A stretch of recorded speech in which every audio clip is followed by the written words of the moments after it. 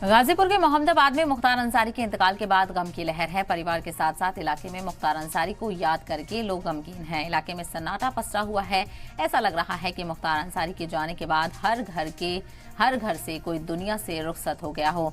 मोहम्मदाबाद का बच्चा आज मुख्तार अंसारी को याद करके गमगीन है। काबिल जिक्र है कि गाजीपुर के आवाम के लिए मुख्तार अंसारी को मसीहा के तौर पर देखा जाता है। वहीं दूसरी तरफ मुख्तार अंसारी और उनकी फैमिली को बाहुबली, माफिया और डॉन के तौर पर देखा जाता है। इसी सिलसिले में सलाम टीवी की टीम ने बातचीत की मुख्तार अंसारी के सबसे छोटे बेटे उमर अंसारी से। इस दौरान उमर अंसारी ने सरकार समेत कई लोगों पर जमकर निशाना साधा और अपने वालिद की मौत का जिम्मेदार ठहराया। उन्होंने कई खुलासे किए और कहा कि जो लोग आज की तारीख में सियासत में एक अपना रसूख रखते हैं, जिसमें अगर मुख्तार अंसारी अपना मुंह खोल देता तो शायद उनका करियर, सियासी सफर खत्म हो जाता। मुख्तार अंसारी के बेटे उमर अंसारी ने सीधे तौर पर इसको अपने वालिद का कत्ल एक मंसूबाबंद प्लानिंग बताया।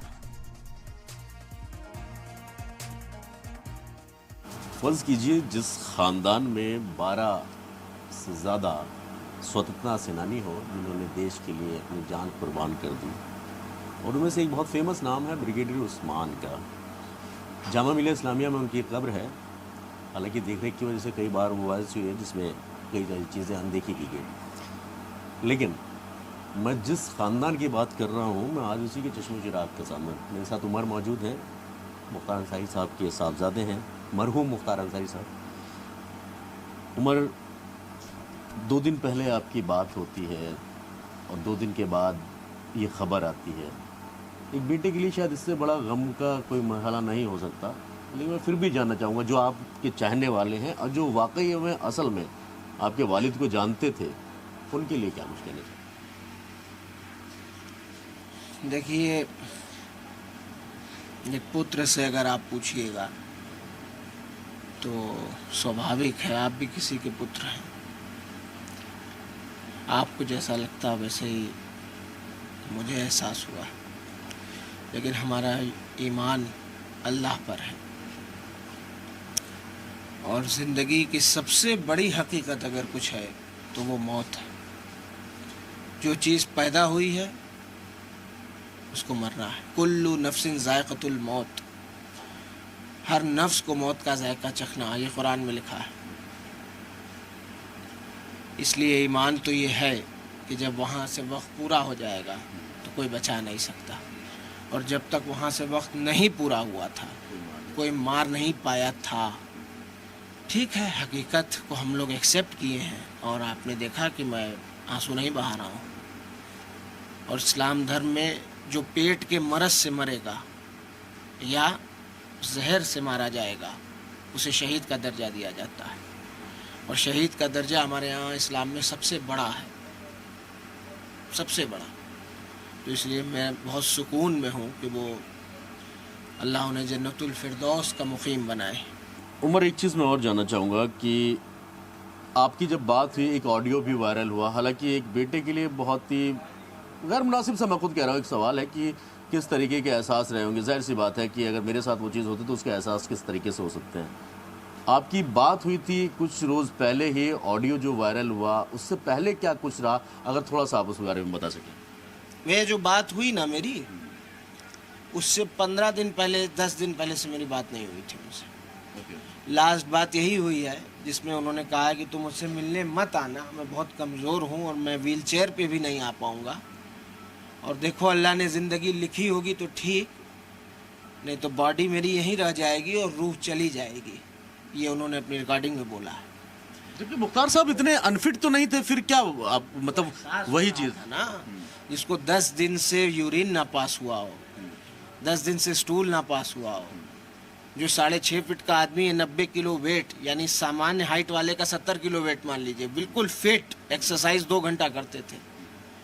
उस आदमी का पेट इतना फूल जाना, इतना पेट फूल जाना कि पंचनामे में हम लोग करवट ले रहे थे चोट देखने के लिए, तो डॉक्टर पीजीआई के जो थे वो लोग कहे कि पलटिएगा तो पेट बर्स्ट हो जाएगा, इनका फट जाएगा। ये हाल है। तो ये वजह नहीं बताई, इतना पेट फूलने के पीछे की वजह क्या है? बता दिए ना लोग कि हार्ट अटैक से मौत हुई। अरे क्यों हुआ heart attack? Exactly, heart attack तो हुआ, हम भी मान रहे हैं, हम भी डिनाई थोड़ी कर रहे हैं हम। लेकिन सवाल नहीं बन रहा है कि जिस आदमी हार्ट अटैक के पीछे की वजह क्या है? 99% हार्ट क्रिस्टल क्लियर हो, जिसकी एक आर्टरी भी ब्लॉक ना हो, जिसको कभी स्टन ना पड़ा हो, जिसका कभी पेसमेकर ना लगा हो, उस आदमी को अचानक से हार्ट फेल हो जा रहा है, क्यों भाई? और क्यों आप आईसीयू में रखे थे? तो गंभीर मान के रखे थे। आईसीयू में तो वही रहता है ना जो गंभीर रहता है कि आईसीयू में जा रहे हैं तो इसका मतलब क्रिटिकल क्रिकेट और टेनिस खेलने वाला तो आईसीयू में नहीं रहता है। गंभीर जो बीमारी होगी जिसको, उसको इंटेंसिव केयर यूनिट में रखा जाएगा ना। तो 12 घंटे में इंटेंसिव केयर यूनिट से स्वतंत्र रूप से इलाज ही नहीं कराने दिया गया। तो डॉक्टर ने कह दिया कि एकदम टोटली फिट, जाइए जल्दी जेल में इनको डाला जाए, ताकि जो साजिश नाकाम रह गई है, जो जहर असर नहीं किया है अभी, उसको दोबारा फिर खाने में दिया जाए। आप यकीन करेंगे वो खाना नहीं खा रहे थे 10 दिन से, जब से उनको जहर दिया गया। तो उसके बाद से खाना खाना छोड़ दिए थे। सिर्फ जो फल परिजन भेजते हैं या मुलाकात पे जाते हैं तो देते हैं, जो अलाउ है हर बंदी को, चाहे बेचारा दीन हो चाहे सजा याफ्ता हो, फल जा सकता है। फल बिस्कुट कुछ चीज़ें हैं जो अलाउ हैं जेल मैनुअल में, वो जाती है। तो हम फल भेजते थे, जो सेब खा के रोज़ा रहते थे और सेब खा के और खजूर खा के रोज़ा तोड़ते थे। और हार्ट फेल हो जाए, मेरे बाप का दिल इतना कमज़ोर नहीं था कि हार्ट फेल हो जाए। एक तरफ तो आप कहते हो कि हम ज़मीन लूटने वाले हैं, 18 गांव है, इस विधानसभा की बात कर रहा हूँ जो मेरा पैतृक है मोहम्मदाबाद, 18 गांव हैं। चल के दिखा दूंगा आपको, कैमरा ले चलिएगा किसी दिन और पूछ लीजिएगा कि चौहान बस्ती है, शेड्यूल कास्ट की बस्ती है, माइनॉरिटी के भी लोग हैं, सिख भी हैं, और 1 रुपया किराया भी हम लोग लेते हैं, और ज़मीन हमारी है, कागज़ हमारे हैं। अच्छा, उन जमीनों पे जो बस्तियां बसी हुई हैं वो हमने, मतलब हमारे दादा परदादा ने बसाया है। हम बसाने वालों में से, हम ज़मीन लूटने वालों में से नहीं, हम बंजर बोने वालों में से नहीं हैं। तो क्यों आपको उम्र, देखिए आप अभी उस उम्र के उस पड़ाव में है कि जब आपको अभी पूरी जिंदगी, पूरी दुनिया अभी आपको देख रही है, और राजनीतिक तौर पर जो कैसे एक समझ जो है आपके अंदर डेवलप भी हो चुकी है, क्योंकि आपकी बातों से वो सब चीज़ें झलकती हैं। वजह क्या है आपके वालिद को मीडिया के सामने हो, दुनिया के सामने हो, एक पिक्चर इस तरीके की क्रिएट करने की? इसके पीछे की वजह आपको क्या समझ में आती है? शौक की उम्र में सब्र करना सीख गए। शौक की उम्र में सब्र करना सीख गए, तो जाहिर बात है कि मैच्योरिटी तो आएगी। पिता के रहते हुए भी 26 साल के जीवन में 25 साल उनसे दूर रहा हूँ, लेकिन गरीबों की मान सम्मान की हिफाजत करना, बड़ों का आदर करना, उनको सम्मान देना, किसी भी धर्म और जात से ऊपर उठकर इंसानियत, आप भी काटोगे लाल ही खून निकलेगा, हरा नहीं निकलेगा, और हम भी काटेंगे तो लाल ही निकलेगा। फिर किस बात की जलन, किस बात की नफ़रत? हम लोग नफ़रत करने वाले नहीं हैं। हम और हमारे ख़ानदान के लोग, हमारे पूर्वजों ने 12 स्वतंत्रता संग्राम है, आपने शुरू में बताया। हम लोग एक बार इस नगर पालिका में जब वेतन रुक गया था, तो मेरे दादा ने अपनी ज़मीन गिरवी रख करके, सुभान अल्लाह अंसारी ने, वो वेतन दिया था। होली का त्यौहार आ गया था इसलिए। तो हम लोग बहुत ज़्यादा सेकुलर हैं, और इसको हम अपनी तारीफ नहीं समझते हैं। हम चाहते हैं कि यही होना ही चाहिए, यही खूबसूरती है हमारे हिंदुस्तान की। चमन में इख्तिलाफ रंग बू से बात बनती है। तुम ही तुम हो तो क्या तुम हो, हम ही हम हैं तो क्या हम हैं। सब तरह के फूल रहें कि ये गरीबों, मजलूमों, बेसहाराओं को ज़ुबान देने वाले लोग हैं। हमारे बाप, हमारे बड़े अब्बा, हमारे सबसे बड़े वाले अब्बा सिबगतुल्लाह अंसारी, हमारे दादा परदादा पूर्वजों ने लड़ाई लड़ी है गरीबों की, आवाज़ उठाई है लोगों की। यहाँ मार के फेंक दिया शेड्यूल कास्ट के लोगों को, रात भर डेरा गिरा के अफजाल बाबा बैठे रहे, जाल से छनवा के लाश निकलवाई और सामंतवादियों के खिलाफ FIR दर्ज कराई। कोई FIR लिखवाने वाला नहीं था।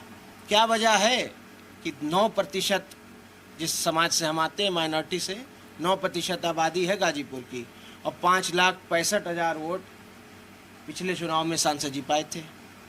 22 में आ जाइए, 22 में आ जाइए, मोहम्मदाबाद सीट जीते हम 25,000 वोट, 28,000 वोट से।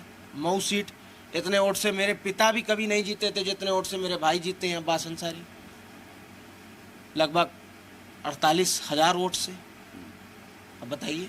बिल्कुल, वो जीत में तो मैं था उस वक्त जब चुनाव का रिजल्ट आया था, तब मैं वहाँ पे मौजूद था। मैंने देखा कई सारी चीज़ें हैं। कारण बता दिया कि यही कारण है कि मुकदमा है, यही कारण है कि अब उनके बच्चों को राजनीति, अब्बास भैया राजनीति में आ गए तो उन पे मुकदमे। इसीलिए ना कि ये तो पिता को नहीं हरा पाए कभी, 3 बार निर्दल जीते, 2 बार बसपा से जीत गए मेरे पिता, हरा नहीं पाए कभी। एक आपने अपने बड़े भाई का जिक्र किया, जनाजे में नहीं शामिल हो पाए, कोर्ट में गए, हाई कोर्ट ने नहीं सुना, सुप्रीम कोर्ट में भी क्या क्या वजह मुझे रही? लगता है सुप्रीम कोर्ट अगर खुली होती, वेकेशन नहीं होता, तो वो आज यहाँ होते। और किसी कारणवश कोर्ट से, उच्च न्यायालय से नहीं मिला, क्योंकि जुडिक्शन का एक मैटर फंस रहा था। उनका एक मुकदमा लखनऊ में है, एक इलाहाबाद में है, तो अगर लखनऊ वाली हाई कोर्ट से कराएंगे तो इलाहाबाद वाले मुकदमे का क्या होगा, और इलाहाबाद वाली से कराएंगे तो लखनऊ का। तो ये मैटर एक फंसा, और ट्रायल कोर्टों का तो नहीं हो पाया, ट्रायल कोर्टों से, इतना ही कहूँगा। चलिए, आखिरी सवाल और अहम सवाल, आगे का कोर्स ऑफ एक्शन क्या है अब? कुछ नहीं, आज नहीं कुछ बताऊँगा। पहले अफजाल बाबा से, लीगल टीम से मशवरा होगा, तय किया जाएगा। कपिल सिब्बल साहब हमारे सुप्रीम कोर्ट में वकील हैं आदरणीय, उनसे डिस्कस करेंगे, पूछेंगे। सबकी मशवरे के बाद कोई राय आगे बनेगी। मतलब और फिर लीगल आप लोग मूव करेंगे, तो आप लोग चाहते हैं कि इसकी निष्पक्ष जांच हो जो पूरा? चाहेंगे, बिल्कुल चाहेंगे, और चाहेंगे कि इंसाफ मिले। हमें न्यायपालिकाओं पर विश्वास है, यकीन है, पूर्ण विश्वास। चलिए, बहुत बहुत शुक्रिया हमसे बात करने के लिए। जाहिर सी बात है, जिस शख्स ने आज अपने वालिद के जनाजे को कंधा दिया हो, कब्र तक पहुंचाया है, उसके हालात कैसे होंगे वो आप समझ सकती हैं। बहरहाल, जिस तरीके से कहा जा रहा है कि मुख्तार अंसारी वो शख्सियत थे जो इलाके के लिए, चाहे वो रॉबिन हुड की बात हो या फिर एक मसीहा के तौर पे, तो वहीं दूसरी तरफ समाज के अंदर एक माफिया डॉन की एक जो छवि बनाई गई, उसके पीछे का सच क्या है, आज उनके साहबजादे यानी उमर अंसारी ने साफ कर दिया।